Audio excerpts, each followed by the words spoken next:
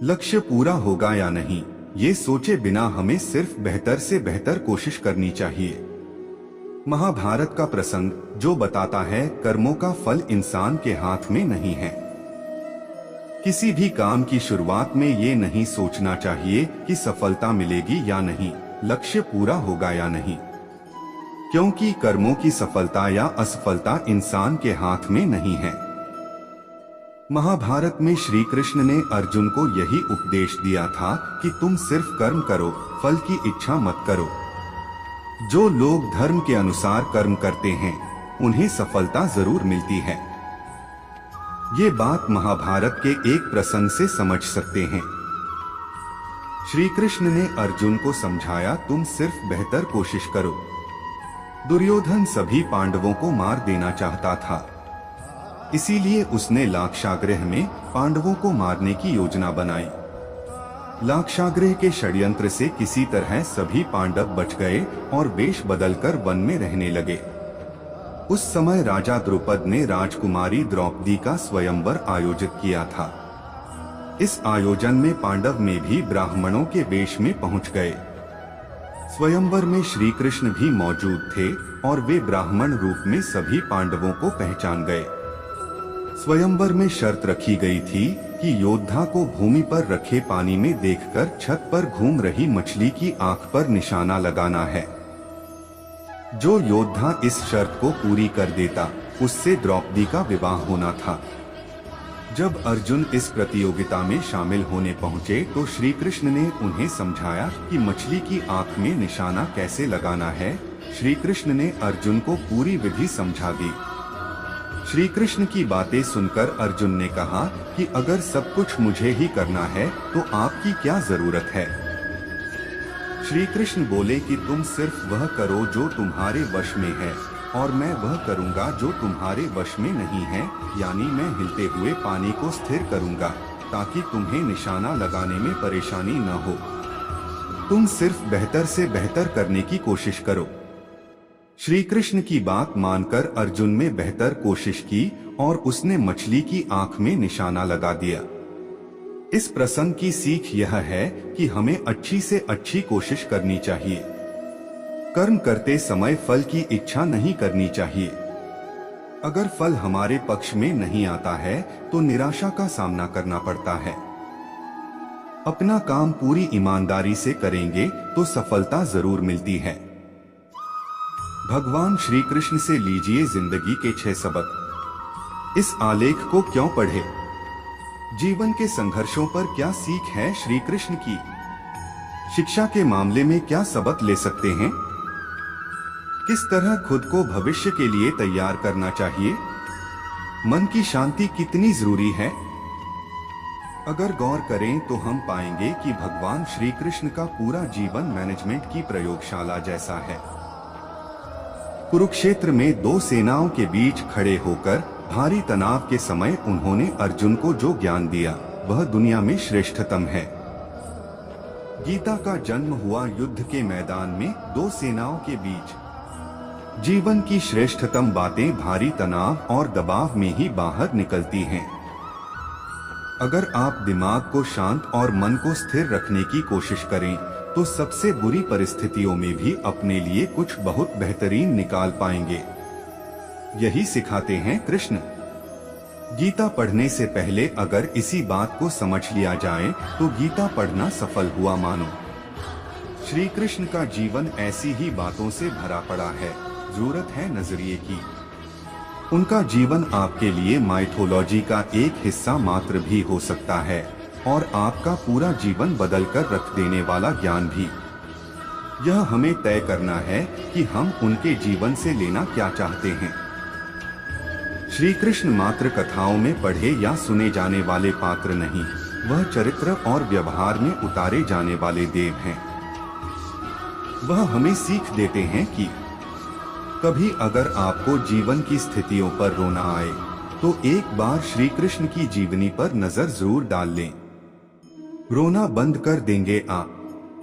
श्री कृष्ण ने एक जेल में जन्म लिया था और जन्म लेने के तुरंत बाद ही उन्हें रात में ही उफनती यमुना पार कर गोकुल ले जाया गया।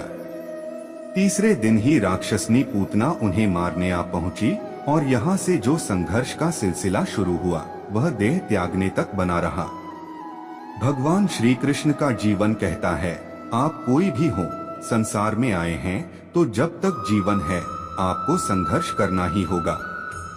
वे चाहे श्री कृष्ण हो या पुरुषोत्तम श्री राम, मानव अवतार लेकर परमात्मा भी सांसारिक चुनौतियों से बच नहीं पाए। लेकिन श्री कृष्ण ने कभी किसी बात की शिकायत नहीं की, हर परिस्थिति को जिया और जीता। श्री कृष्ण कहते हैं, परिस्थितियों से भागो मत, उसके सामने डटकर खड़े हो जाओ, क्योंकि कर्म करना ही मानव जीवन का पहला कर्तव्य है। हम कर्मों से ही मुश्किलों को जीत सकते हैं।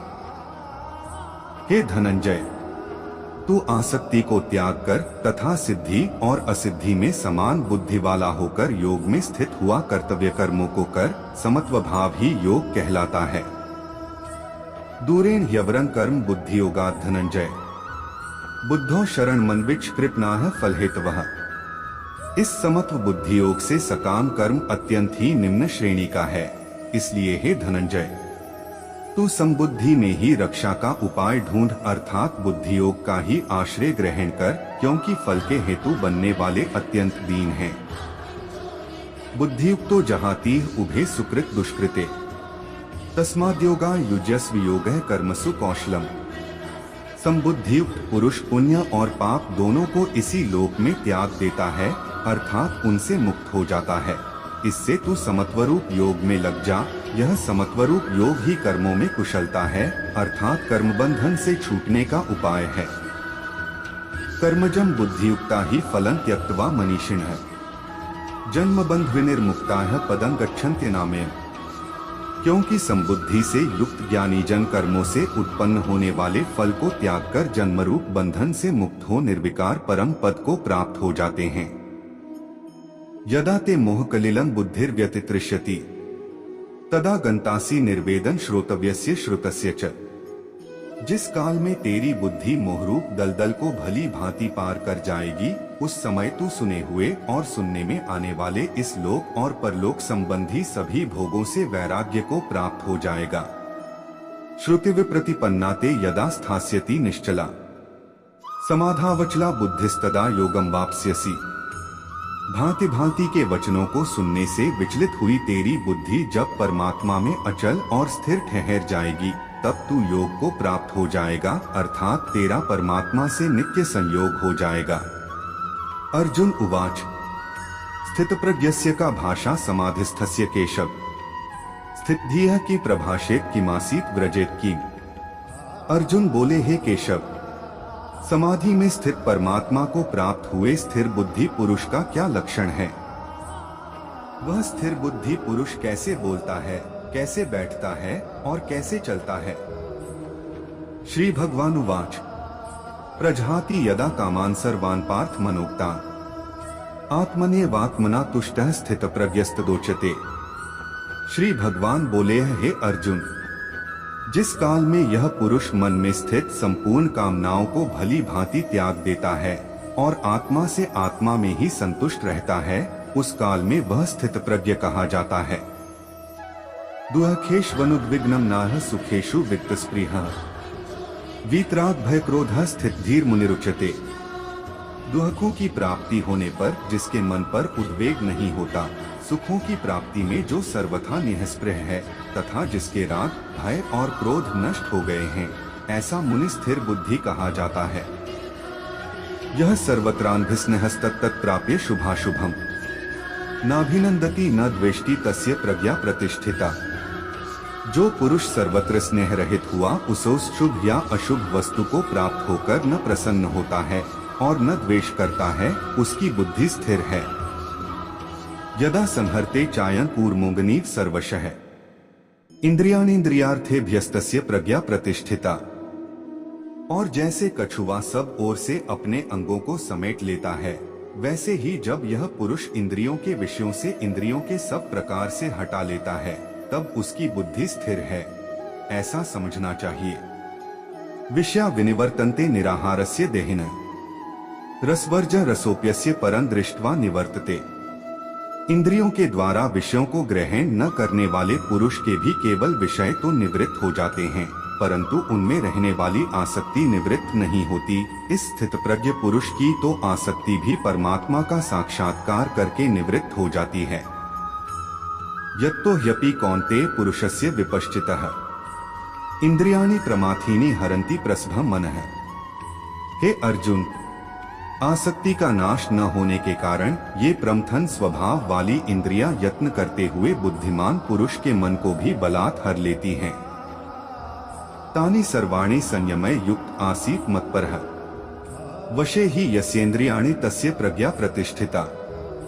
इसलिए साधक को चाहिए कि वह उन संपूर्ण इंद्रियों को वश में करके समाहित चित्त हुआ मेरे परायण होकर ध्यान में बैठे, क्योंकि जिस पुरुष की इंद्रियां वश में होती हैं, उसी की बुद्धि स्थिर हो जाती है। ध्यायतो विषयान् पुंसः संगस्तेषु जायते संगात् संजायते कामः कामात् क्रोधोऽभिजायते। विषयों का चिंतन करने वाले पुरुष की उन विषयों में आसक्ति हो जाती है, आसक्ति से उन विषयों की कामना उत्पन्न होती है और कामना में विघ्न पड़ने से क्रोध उत्पन्न होता है। क्रोधात् भवति सम्मोहः सम्मोहात् स्मृति विभ्रमः स्मृतिभ्रंशात् बुद्धिनाशो बुद्धिनाशात् प्रणश्यति। क्रोध से अत्यंत मूढ़ भाव उत्पन्न हो जाता है, मूढ़ भाव से स्मृति में भ्रम हो जाता है, स्मृति में भ्रम हो जाने से बुद्धि अर्थात ज्ञान शक्ति का नाश हो जाता है और बुद्धि का नाश हो जाने से यह पुरुष अपनी स्थिति से गिर जाता है। रागद्वेष वियुक्तस्तु विषयानिन्द्रियश्चरन् आत्मवशैर्विधेयात्मा प्रसादमधिगच्छति। परंतु अपने अधीन किए हुए अंतःकरण वाला साधक अपने वश में की हुई रागद्वेष से रहित इंद्रियों द्वारा विषयों में विचरण करता हुआ अंतःकरण की प्रसन्नता को प्राप्त होता है। प्रसादे सर्वदुःखाना हानिरस्योपजायते प्रसन्नचेतसो ह्याशु बुद्धियः पर्यवतिष्ठते। अंतःकरण की प्रसन्नता होने पर इसके संपूर्ण दुखों का अभाव हो जाता है और उस प्रसन्न चित्त वाले कर्मयोगी की बुद्धि शीघ्र ही सब ओर से हटकर परमात्मा में ही भली भांति स्थिर हो जाती है। नास्ति बुद्धिर्युक्तस्य न चायुक्तस्य भावना न चाभाव्यतः शांतिर्शांतस्य कुतः सुखम। न जीते हुए मन और इंद्रियों वाले पुरुष में निश्चयात्मिका बुद्धि नहीं होती और उस अयुक्त मनुष्य के अंतःकरण में भावना भी नहीं होती तथा भावनाहीन मनुष्य को शांति नहीं मिलती और शांतिरहित मनुष्य को सुख कैसे मिल सकता है। इंद्रियाणा ही चरता यन्मनोनुविधीयते तदस्य हरति प्रज्ञा वायुर्नावमिवाम्भसि। क्योंकि जैसे जल में चलने वाली नाव को वायु हर लेती है, वैसे ही विषयों में विचरती हुई इंद्रियों में से मन जिस इंद्रिय के साथ रहता है, वह एक ही इंद्रिय इस अयुक्त पुरुष की बुद्धि को हर लेती है। तस्माद्यस्य महाबाहो निगृहीतानि सर्वशः इंद्रियाणीन्द्रियार्थेभ्यस्तस्य प्रज्ञा प्रतिष्ठिता। इसलिए हे महाबाहो, जिस पुरुष की इंद्रियां इंद्रियों के विषयों से सब प्रकार निग्रह की हुई हैं, उसी की बुद्धि स्थिर है।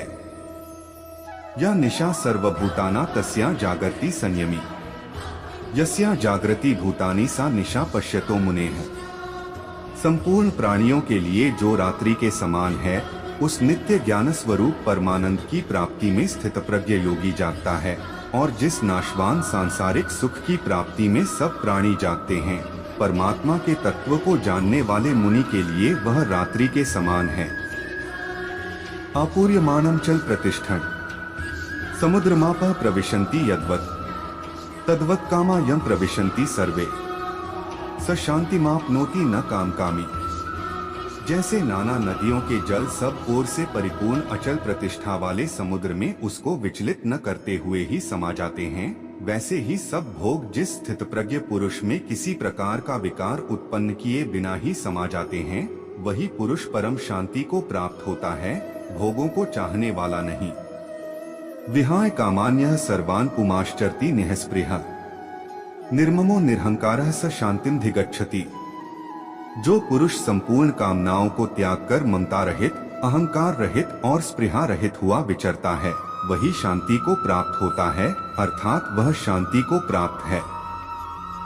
एषा ब्राह्मी स्थितियः पार्थ नैना प्राप्य विमुह्यति। स्थित्वास्यामंत कालेपि ब्रह्म निर्वाण मृच्छति। हे अर्जुन, यह ब्रह्मा को प्राप्त हुए पुरुष की स्थिति है। इसको प्राप्त होकर योगी कभी मोहित नहीं होता और अंतकाल में भी इस ब्राह्मी स्थिति में स्थित होकर ब्रह्मानंद को प्राप्त हो जाता है। तत्सदिति श्रीमद्भगवद्गीतासूपनिषत्सु ब्रह्म विद्यायां योगशास्त्रे श्री कृष्णार्जुन संवादे सांख्य योगो नाम द्वितीयोध्याय। जो भी भक्त हमारे इस वीडियो को देख रहे हैं वह कृपा करके इस चैनल को सब्सक्राइब जरूर कीजिएगा। जो भी भक्त इस चैनल को सब्सक्राइब कीजिएगा उनको और उनके परिवार को हमारी कृपा सदैव बना रहेगा।